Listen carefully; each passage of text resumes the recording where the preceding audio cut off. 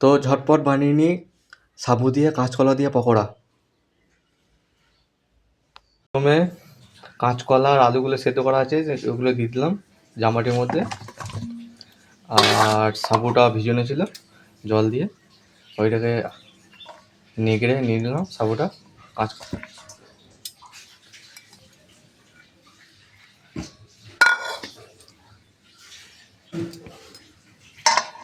কাঁচা লঙ্কা কুচি দিলাম,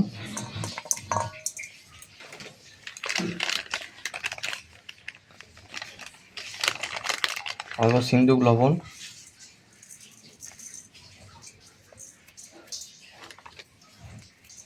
ব্যাস আর কিচ্ছু দেবো না। এবার মাখিয়ে নেবো।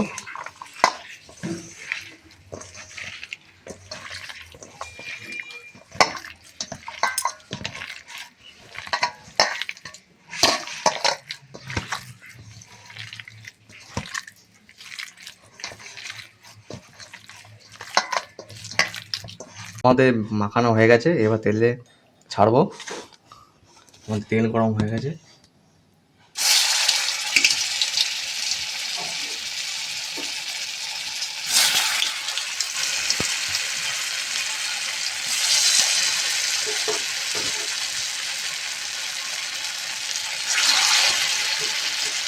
ভাজা হয়ে গেছে, এবার তুলে নেবো সব। ফ্রেন্ডস, আমাদের বড়া হয়ে গেছে, দেখুন কত সুন্দর হয়েছে। এবার আপনারা এরকম করে বাড়িতে করে খেতে পারেন। আর ভিডিও যদি ভালো লেগে থাকে অবশ্যই কিন্তু লাইক সাবস্ক্রাইব করতে ভুলবেন না এবং ফলো করতে ভুলবেন না।